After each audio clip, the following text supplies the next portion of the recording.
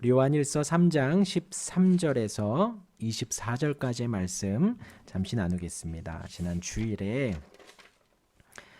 잠깐 언급을 했었습니다. 우리 요셉이 하나님의 뜻대로 형들을 사랑하고 용서하고 용납하는 장면이 나오며 그가 경험한 하나님의 그 사랑이 그대로 이 신약에서도 예수님이 가르쳐 주신 사랑이고 그 사랑이 바로 또 요한 사도가 증거하는 사랑이라고 제가 말씀을 드렸습니다. 그래서 오늘 13절은 지난 월요일 날 잠시 화요일 날 말씀을 새벽에 말씀드리긴 했었는데, 형제들아 세상이 너희를 미워하여도 이상히 여기지 말라.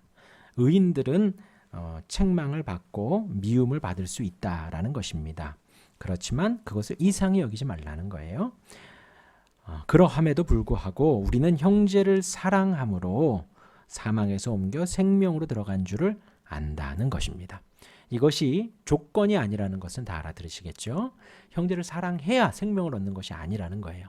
우리가 사랑을 받았고 그 사랑대로 행하는 것이 우리가 생명 안에 있는 것의 증거가 되어지는 것이지 우리가 사랑해야지, 형제를 사랑해야지, 요셉처럼 용납해야지 우리가 생명을 얻고 구원을 받고 천국을 누리는 그런 조건부로 말씀하신 것이 아니라는 것입니다.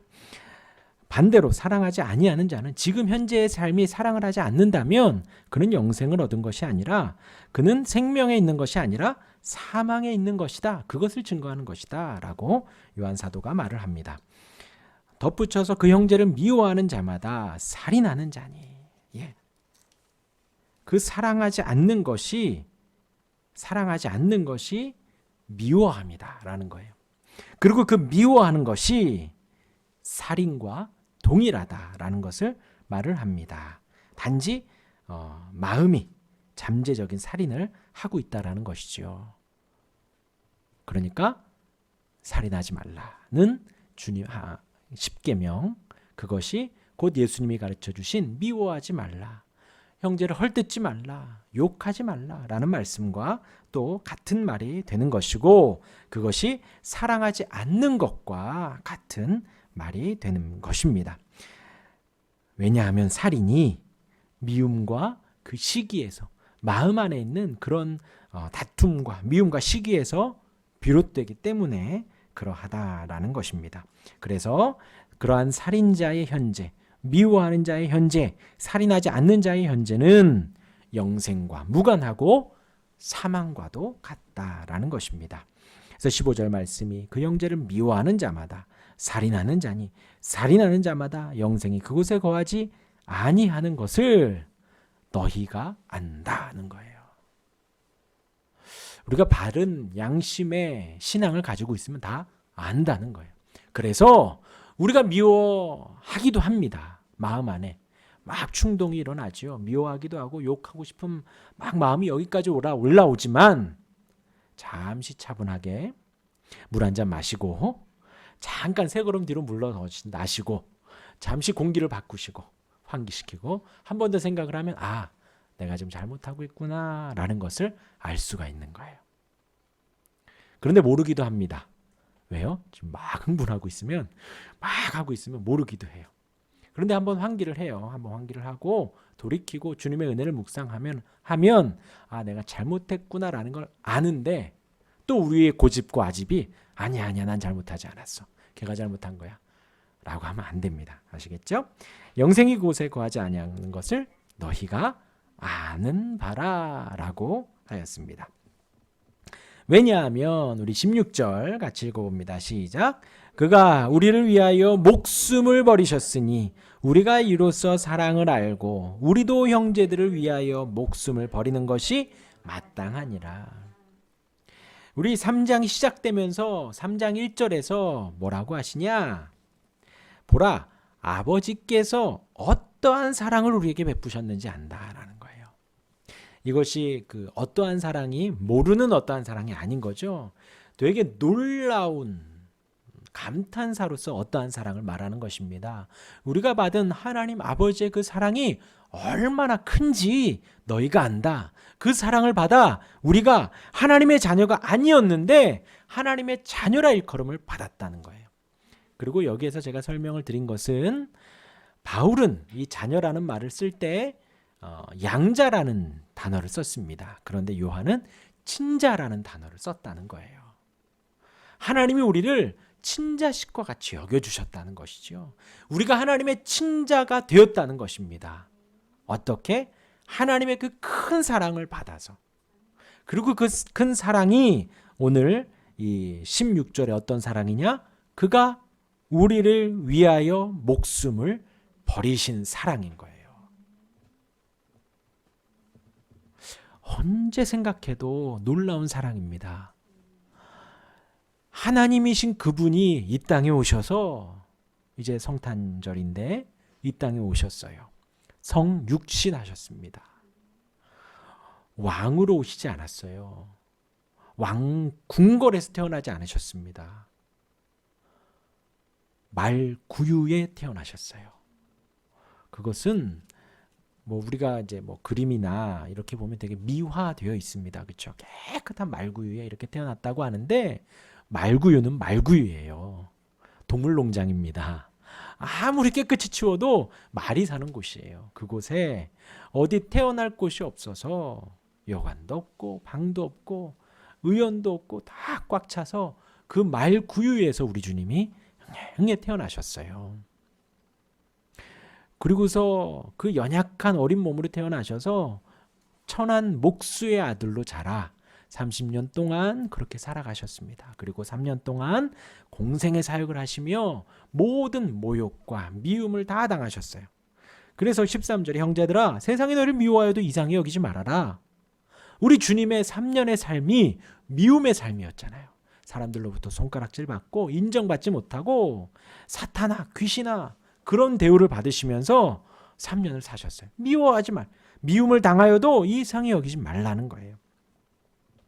우리가 받은 사랑이 그 주님이 죄가 없으신 주님이 이 땅에 오셔서 채찍 맞으시고 고난 당하시고 가시면류관 쓰시고 죽기까지 목숨을 내어 주기까지 우리를 위하여 하나님의 아들이 목숨을 버리셨습니다.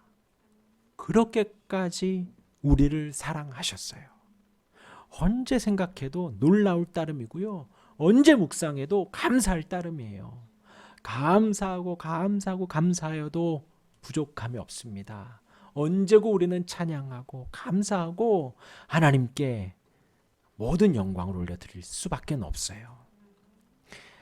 우리를 위하여 목숨을 버리셨으니 우리가 이로써 사랑을 안다는 거예요. 우리가 그 사랑하면 여러 가지가 확 지나갑니다. 에로스 사랑도 지나가고 형제 간의 사랑도 지나가고 자매 간의 사랑도 지나가고요.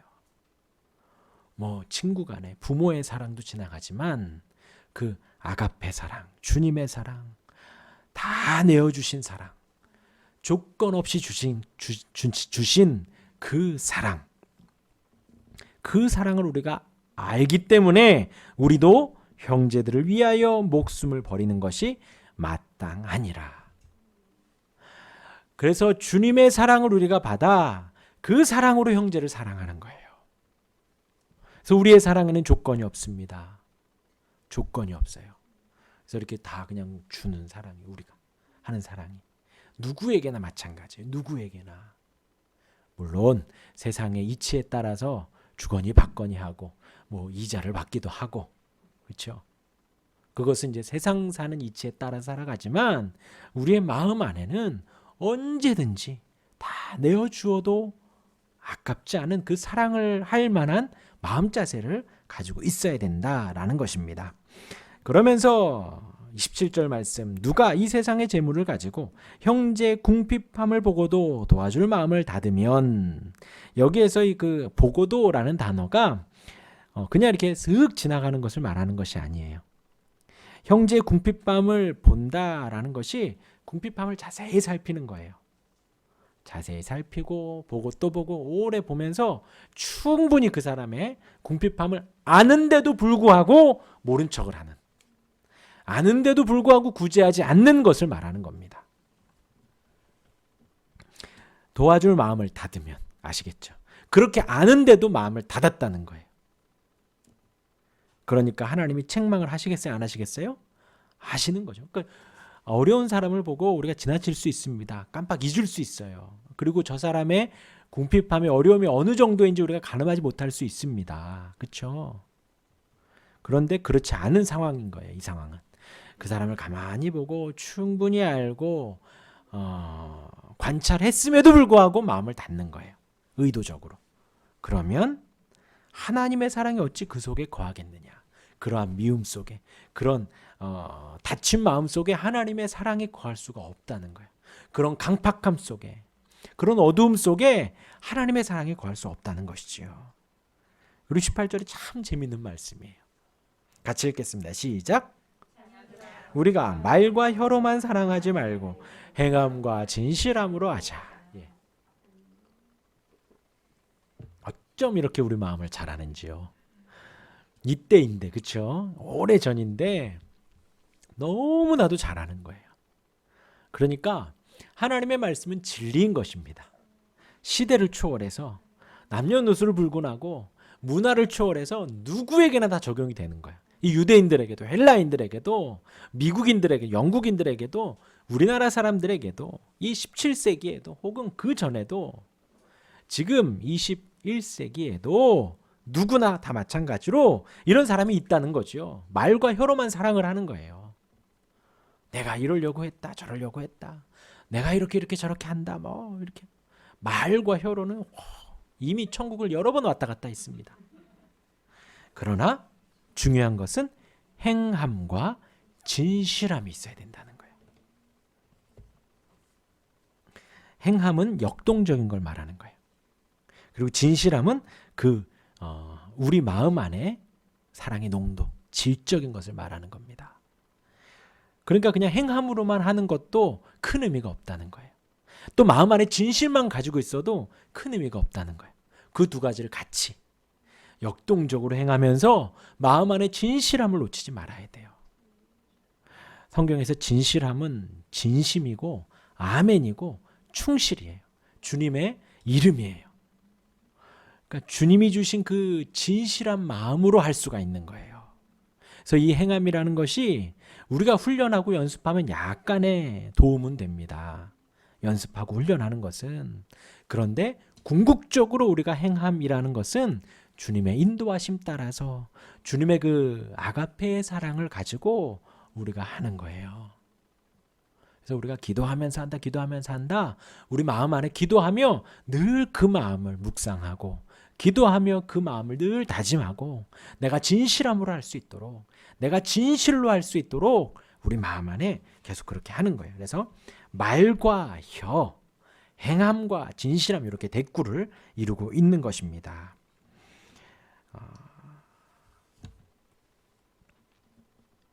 이어서 19절 보면요. 이로써 우리가 진리에 속한 줄을 알고, 여기서 이로써라는 것은 위에서 언급한 모든 것을 다 받는 거예요. 이렇게 사랑으로 행하고, 우리가 이상히 여기지 않고, 미움을 받아도 우리가 목숨을 버릴 수 있고, 궁핍함을 함께 돌아보고, 행함과 진실함으로 하고, 이로써 우리가 진리에 속한 줄을 안다는 거예요. 이게 너무나 중요합니다. 요한은 계속 그것을 말하고 있어요. 하나님이 우리를 사랑하십니다. 이처럼 사랑하셔요. 너무나도 사랑하셔요. 그것이 바로 예수님이 오신 것으로 그게 증거가 된 거예요. 그리고 목숨을 버리심으로 그것이 확증이 된 겁니다. 그래서 하나님의 사랑을 의심할 여지가 없어요. 의심할 여지가 없습니다. 나를 너무나 사랑하신 거예요. 상상하지 못할 정도로. 그렇기 때문에 오늘 이 19절이 이로써 우리가 진리에 속한 줄 안다는 거예요. 그렇게 행함으로, 사랑함으로, 미워하지 않음으로, 그 형제를 우리가 궁핍함을 도와줌으로, 또 행함과 진실함으로, 그렇게 우리가 살아갈 때 우리가 진리에 속한 줄을 우리가 안다는 거예요. 또 우리 마음을 주 앞에 굳세게 하리니, 그러니까 그렇게 행함이 두 가지 작용을 하는데, 하나는 내 마음 안에 내가 진리에 속하였구나 라고 나도 알 수 있고 다른 사람들도 알 수 있다는 거예요. 진리라 하면 그리스도 안에 있고 주 안에 거하고 말씀 안에 거하는 것, 그런 걸 우리가 선을 행하고 구제하고 사랑함으로 내 마음 안에 내가 진리에 있구나 라는 걸 알 수 있고, 또 하나는 우리 마음을 주 앞에 굳세게 한다는 거예요.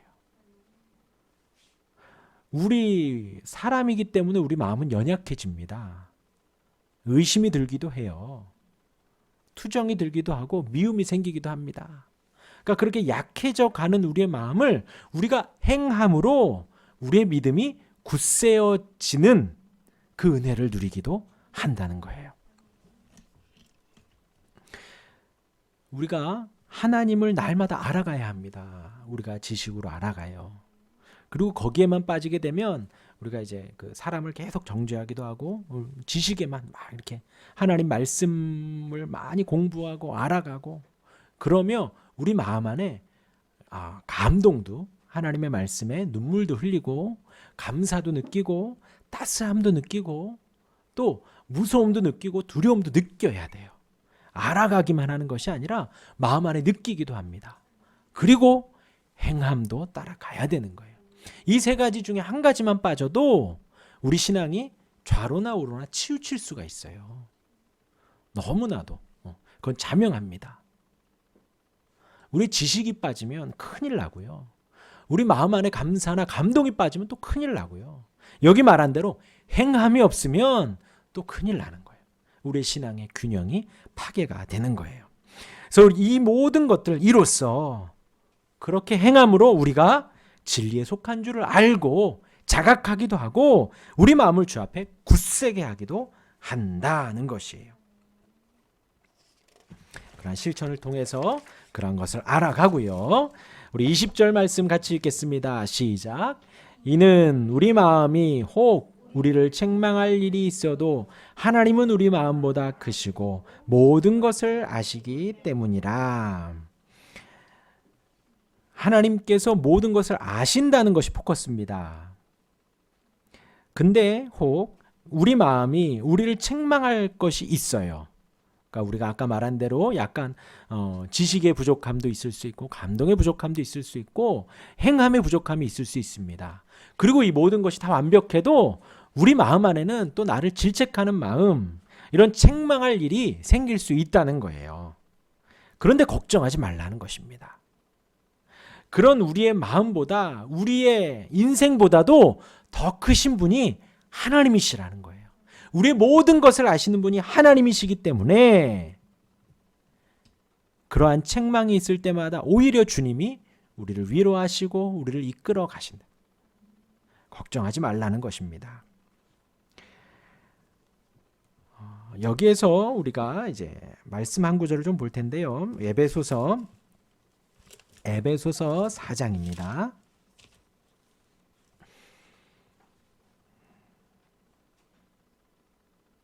에베소서 4장 우리 25절부터 32절까지 좀 볼 텐데요.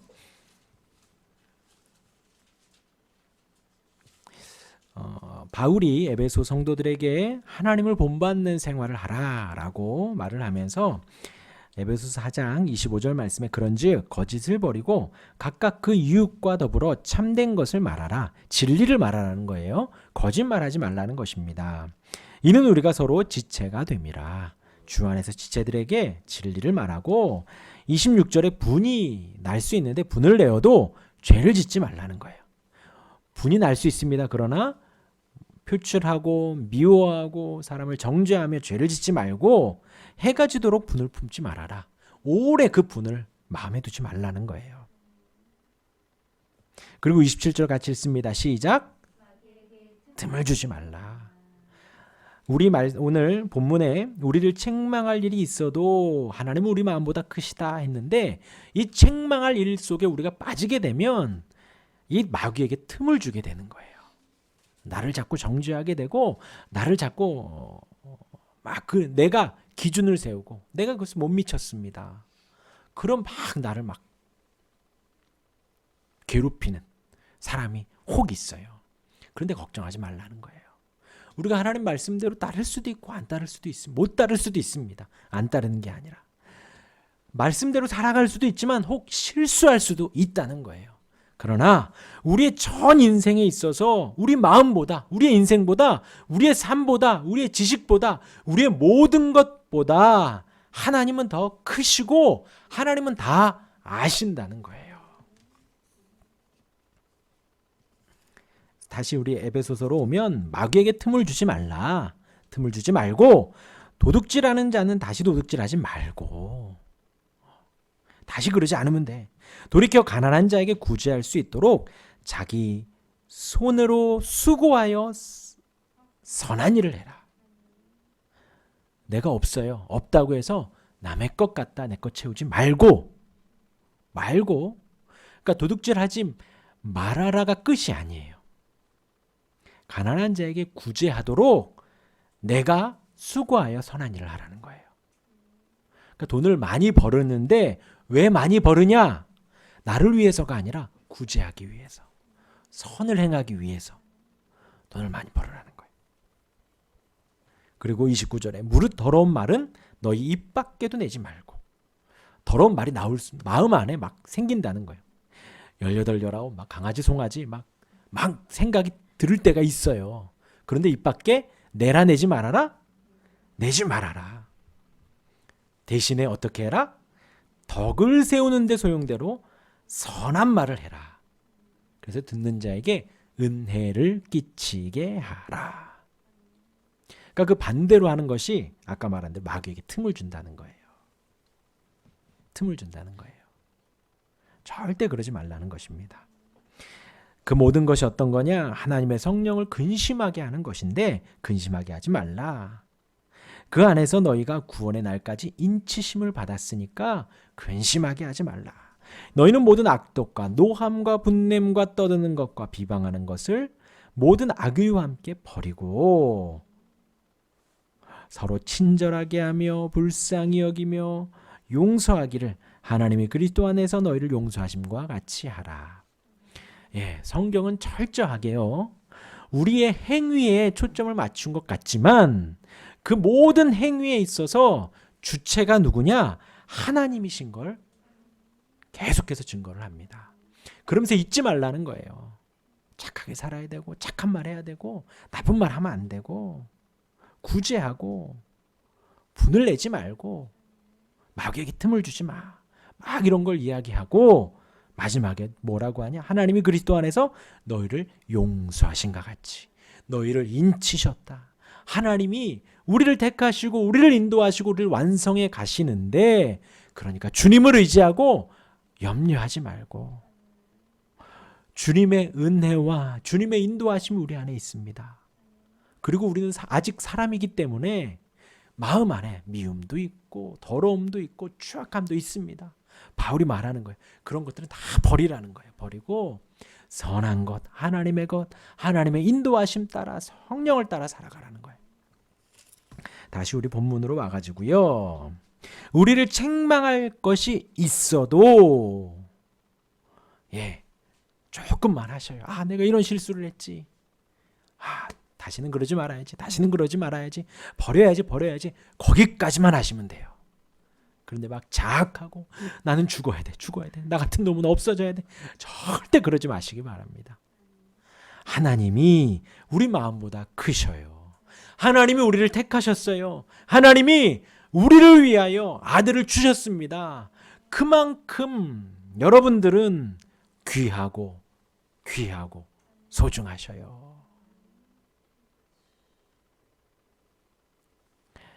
창세기 1장에 하나님이 온 세상을 만드셨습니다. 만드시고 좋았더라 했어요. 얼마나 좋으시면 하나님이 좋았더라 했습니다. 그리고 사람을 만드셨습니다. 우리의 형상대로, 우리의 모양을 따라 우리가 사람을 만들었어요. 그리고 심히 좋았더라 했습니다. 그러니까 우리는 뭐 믿는 사람이고 믿지 않는 사람이고 이 자리에 있고 없고를 떠나서 존귀히 여겨줘야 돼요. 왜요? 하나님의 형상이니까. 예, 보세요. 좌우를 보세요. 하나님의 형상이에요. 아름답죠. 멋지죠. 하나님의 형상이에요. 손톱을 뜯고 있어도 하나님의 형상이에요. 하나님의 형상이에요. 그러니까 이 자리에 있어서만이 아니라 모든 사람이 하나님의 만든 하나님의 형상이라는 거예요. 존귀히 여기고 우리가 사랑해줘야 됩니다. 하나님이 우리 마음보다 더 크십니다. 21절에 사랑하는 자들아, 만일 우리 마음이 우리를 책망할 것이 없으면 하나님 앞에서 담대함을 얻고, 우리 마음이 우리를 책망할 것이 없는 상태가 어떤 상태일까요? 우리가 이제 오류에 빠지면 안 돼요. 막 행하고 했으니까 모든 것을 다 행하면 우리가 책망할 것이 없을까요? 잠깐은 그럴 수 있습니다. 잠깐은. 그래도 우리가 사람이기 때문에 행함을 우리가 계속 선하게 살 수 있어요. 어느 날 보면 내가 좀 착하게 살고 있구나. 막 자기 혼자 쓰담쓰담 할 때가 있습니다. 토닥토닥 너 고생했어. 이럴 때가 있습니다. 그런데 그것도 사실 길지 않아요. 또 넘어지기도 하고 또 실망하기도 하고 한마디 한마디가 또 자책으로 다가오기도 합니다. 그 행함을 따라서 우리가 책망할 것이 없는 날은 없어요. 지금 이 21절에 사랑하는 자들아, 만일 우리 마음이 우리를 책망할 것이 없으면 이 책망할 것이 없는 때가 언제냐?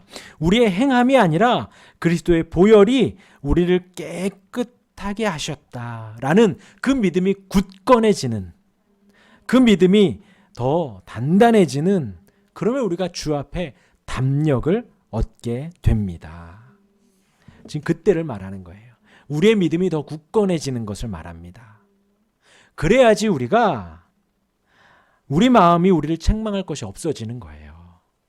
그 보혈 앞에 우리의 모든 죄가 용서함 받습니다. 아멘 하셔야 돼요. 과거의 죄도, 현재의 죄도, 미래의 죄도 우리 모든 죄를 다 용서함 받아요. 그러니까 회개하지 마십시오 라고 하면 안 됩니다. 안 돼요. 그런데 우리가 그 주님의 보혈을, 그 사랑 안에 우리가 촉촉히 적셔져 있으면 우리를 책망할 것이 없어져요. 말씀 한 구절 읽어드리겠습니다. 히브리서 10장 19절 말씀을 제가 읽어드리겠습니다. 히브리서 10장 19절, 그러므로 형제들아, 우리가 예수의 피를 힘입어 성소에 들어갈 담력을 얻었나니. 이 지성소에 들어갈 때에는 아무나 못 들어갔습니다. 대제사장이 1년에 한 번 들어가는데 대제사장의 옷에 방울을 매달았어요. 그리고 들어가서 소리가 나지 않으면 대제사장 죽었구나 하고 줄을 매달아서 그 대제사장을 끌어냈습니다. 지성소 안에 들어갈 때 죄가 있으면 죽는 거예요. 그런데 주님이 십자가를 지시고 돌아가실 때 그 지성소의 휘장이 위에서부터 아래로 쫙 찢어졌습니다. 이것도 중요한 것이 밑에서부터 찢어졌다 그러면 누가 이렇게 칼을 해가지고 양쪽으로 잡아당겼어요. 근데 지성소의 그 휘장도 되게 두꺼워요. 두꺼운데 그것이 위에서부터 아래로 쫙 찢어졌습니다. 그래서 이제는 그리스도의 보혈을 힘입은, 그 보혈을 의지하는 모든 사람이 다 성소 안으로 들어올 수가 있게 된 거예요. 오늘 히브리서 기자가 형제들아, 우리가 예수의 피를 힘입어 성소에 들어갈 담력을 얻었나니 그 길은 우리를 위하여 휘장 가운데로 열어놓으신 새로운 살 길이요, 휘장은 곧 그의 육체니라. 다시 우리 본문으로 와서요, 우리 마음이 우리를 책망할 것이 없는 그때가 언제냐? 우리가 그 보혈을 굳건하게 의지하고 그 보혈의 사랑을 충분히 알 때, 충분히 마음에 감사하고 믿음이 충만해질 때 우리가 책망할 것이 없어집니다. 그러면 어떻게 되냐? 하나님 앞에서 담대함을 얻게 돼요. 그리고 22절 우리가 참 좋아하는 말씀인데 한번 읽어봅니다. 시작. 무엇이든지 구하는 바를 그에게 받나니 이는 우리가 그의 계명을 지키고 그 앞에서 기뻐하시는 것을 행함이라. 전반절까지는 우리가 참 좋아하는 말씀이에요. 무엇이든지 구하는 바를 그에게서 받나니. 아멘. 아멘이에요. 아멘. 뭐든지 다 준다는 거예요. 근데 그 다음 하반절이 우리를 꽉 묶습니다. 우리가 그의 계명을 지키고 그 앞에서 기뻐하시는 것을 행하며 구하는 것을 받는다는 거예요. 그의 계명을 지키며 구하는 것을 받는 거예요.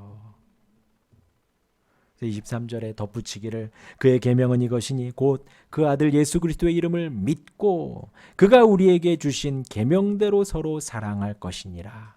이것이 계명대로 지키는 것이라는 거예요. 첫 번째가 예수 그리스도를 믿는 거예요. 주님의 이름을 믿는 거예요. 예수님이 나의 구원자이신 걸 믿고 예수님이 하나님이신 걸 믿고 예수님이 하나님의 아들인 것을 우리가 믿는 거예요. 예수님이 복음인 것을 믿는 거예요. 예수님만이 나의 유일한 행복인 것을 내가 믿는 거예요. 그리고 그가 우리에게 주신 계명대로 사랑하는 것. 그렇죠? 그래서 누가 그러잖아요. 십자가. 하나님과 나와 또 이웃과 이웃. 예수님이 또 그러셨잖아요. 하나님을 사랑하고 이웃을 사랑해라. 이것이 율법과 선지자가 말하는 강령이다. 율법과 선지자, 모세오경과 성경 구약이 신구약 모두가 말하는 게 무엇이냐? 하나님을 사랑하는 것이고 이웃을 사랑하는 것이다.